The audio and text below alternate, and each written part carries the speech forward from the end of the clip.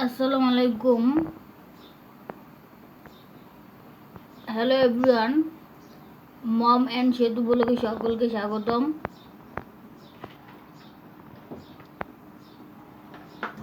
আশা করি আল্লাহর রহমতে সকলেই ভালো আছেন, আমরাও ভালো আছি।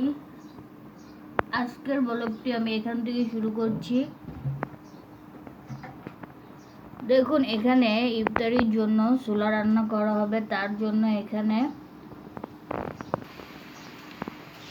ছোলাগুলোকে সেদ্ধ করে নেওয়া হয়েছে।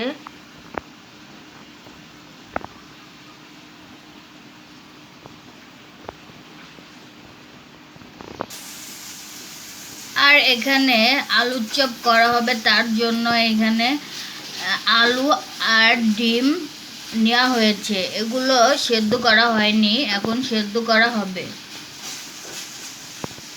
আজকে ডিম দিয়ে আলুর চপ তৈরি করা হবে, এর জন্য এখানে একটা ডিম দেওয়া হয়েছে।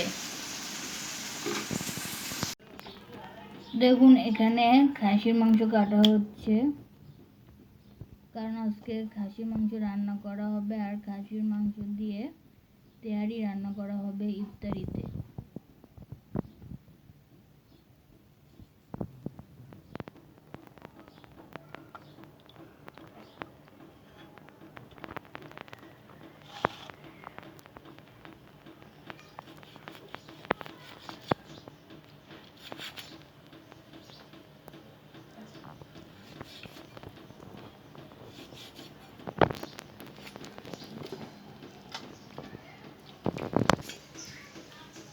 আমাদের বাসায় খাসির মাংস একটু বেশি খাওয়া পড়ে, কারণ বাসার সবারই অ্যালার্জির সমস্যা।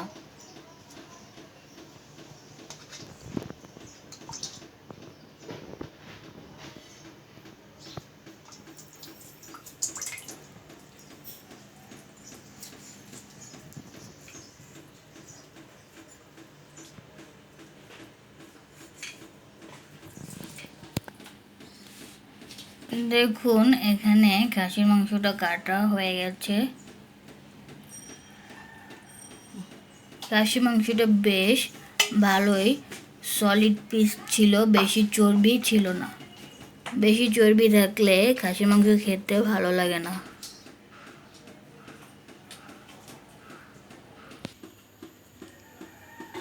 এখানে খেসারির ডাল ভিজিয়ে রাখা হয়েছে, বড়া তৈরি করা হবে।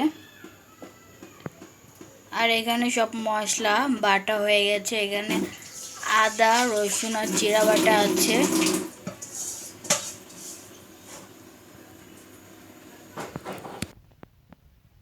এখানে পেঁয়াজ কাটা হয়েছে, একবারে বেশি করে পেঁয়াজ কাটা হয়েছে, কারণ বিভিন্ন তরকারিতে দেওয়া হবে। একবারে কেটে নিলে ঝামেলা কম হয়, তার জন্য এখানে কেটে নেওয়া হয়েছে। ডিম আর আলু সেদ্ধ হয়ে গেছে, এখন ডিম আর আলুগুলো বেছে নেওয়া হচ্ছে।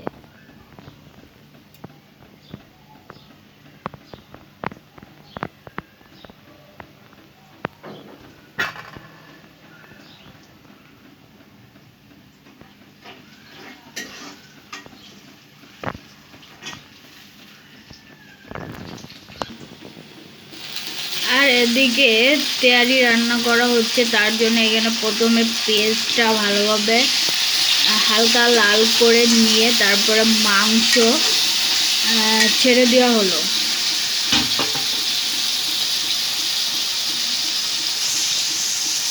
তারপরে পরিমাণ মতো লবণ দিয়ে দেওয়া হলো। তারপর ভালোভাবে নেড়ে চেড়ে নেওয়া হচ্ছে।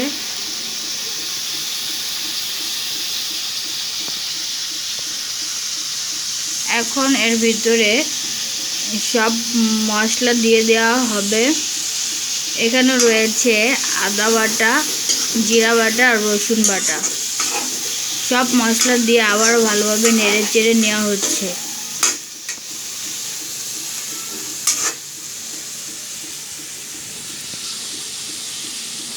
এখন পরিমাণ মতো মরিচের গুঁড়া দিয়ে দেওয়া হলো।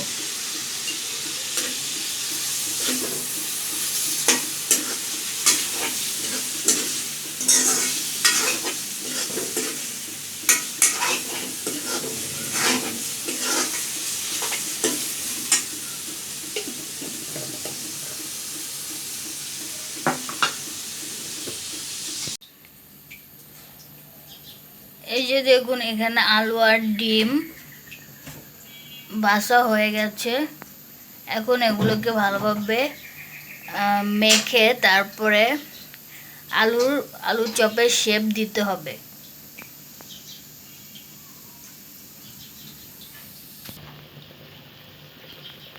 এখানে আলু চপের জন্য আলু মাখানো হবে, তার জন্য এখানে পেঁয়াজ ভেজে নেওয়া হচ্ছে আর এর ভিতরে শুকনো মরিচও ভাজা হবে। এভাবে ভেজে পেঁয়াজ আর মরিচ দিয়ে আলু মাখালে আলুর চপ খেতে অনেক ভালো লাগে।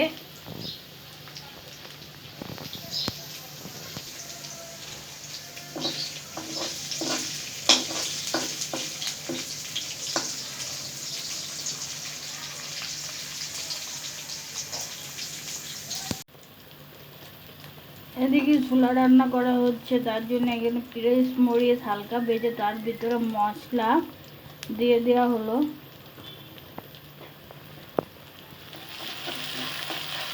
তারপর ভালোভাবে নেড়ে চেড়ে নেওয়া হচ্ছে।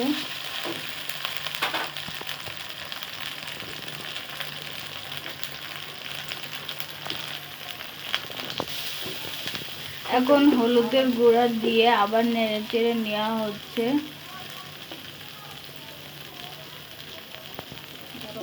তারপরে পরিমাণ মতো লবণ দিয়ে দেওয়া হলো।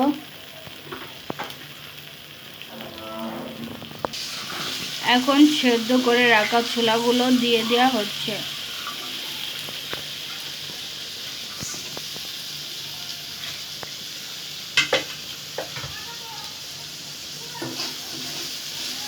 তারপরে সব মশলা দিয়ে একসাথে নেড়ে চেড়ে নেওয়া হচ্ছে।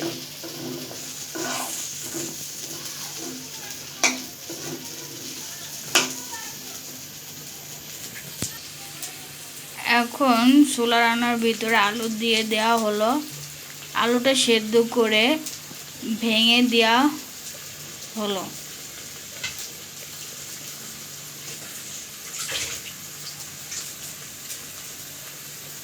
তারপরে পরিমাণ মতো পানি দিয়ে আবার ভালোভাবে নেড়ে চেড়ে নেওয়া হচ্ছে।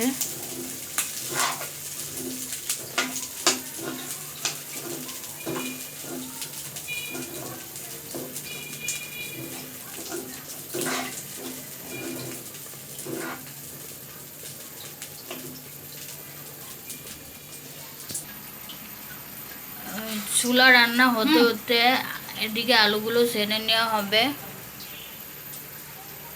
আর এখানে ডিম দিয়ে আলুর চপ তৈরি করার জন্য ডিমটাকে কেটে নেওয়া হচ্ছে। এখানে একটা ডিম কেটে 6 খণ্ড করে নেওয়া হচ্ছে।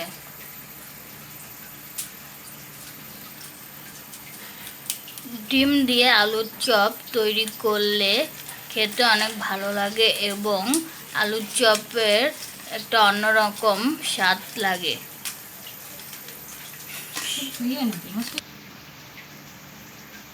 দেখুন এখানে আলুর চপ তৈরি করার জন্য আলুটা ছেনে নেওয়া হচ্ছে। প্রথমে পেঁয়াজ মরিচ ভালোভাবে গুঁড়ো করে নেওয়া হয়েছে। তারপরে আলুটা ছেনে নেওয়া হচ্ছে।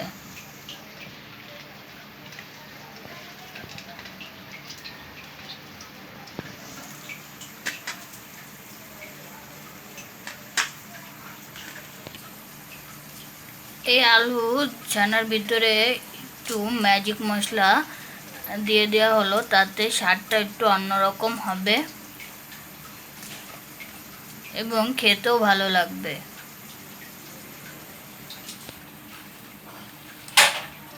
ম্যাজিক মশলাটা দিয়ে আবারও ভালোভাবে ছেনে নেওয়া হলো।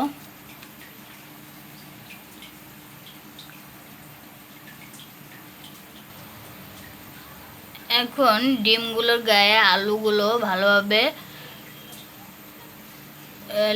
লাগিয়ে দেওয়া হচ্ছে এবং আলুর চপের শেপ তৈরি করে নেওয়া হলো।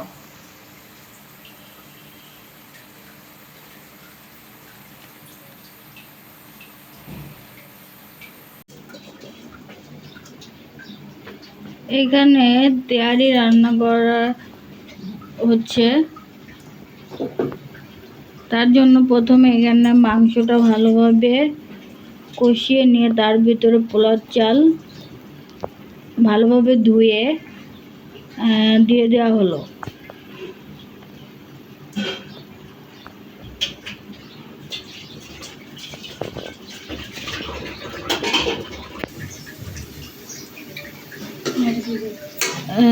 এখন চালগুলো দিয়ে ভালোভাবে নেড়েচেড়ে নেওয়া হচ্ছে। তারপরে কিছুক্ষণ ঢাকনা দিয়ে দমে বসিয়ে রাখা হবে।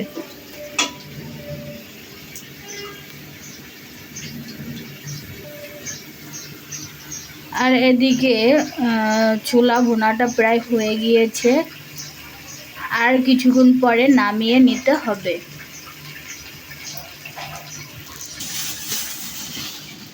ডিমের আলুর চপে শেপ দেওয়া হয়ে গেছে।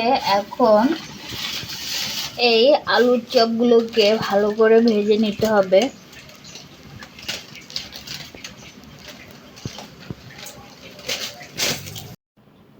দেখুন এখানে খাসির মাংসের তেহারিটা হয়ে গেছে। এখন এই তেহারিটা হটপটে উঠিয়ে রাখা হচ্ছে। এতে করে তেহারিটা গরম থাকবে এবং চালগুলো ঝরঝরে হবে।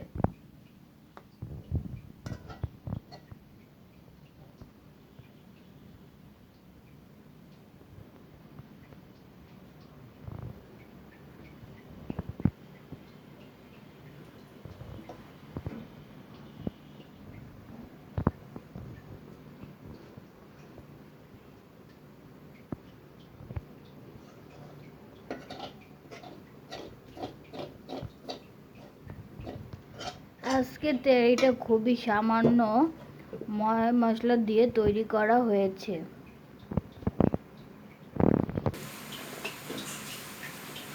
অল্প মশলা দিয়ে তেহারি তৈরি করলে খেতে ভালো লাগে, আর বেশি মশলা দিয়ে তেহারি রান্না করলে খেতে তেমন একটা ভালো লাগে না।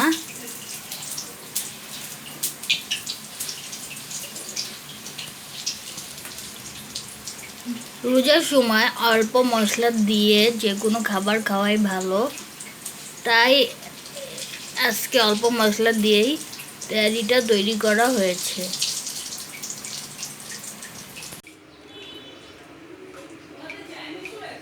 এই যে দেখুন সব ইফতারি ভাজা হয়ে গেছে। এখন ইফতারি প্লেট সাজিয়ে নিতে হবে।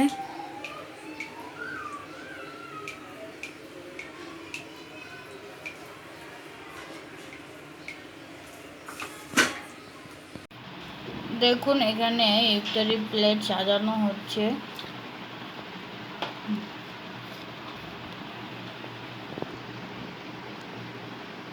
এখানে খেজুর, বড়া, বেগুনি এবং আলুর চপ দেওয়া হয়েছে। এখন ছোলা দেওয়া হবে।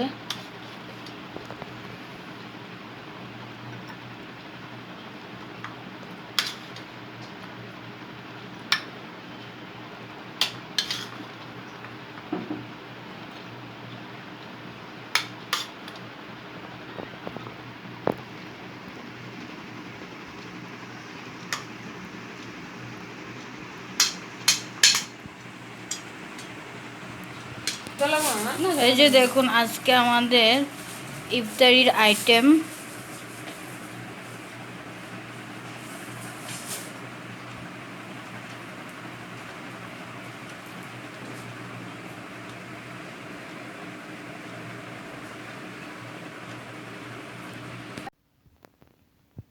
আর এই যে দেখুন তেহারিটা কত সুন্দর ঝরঝরা হয়েছে।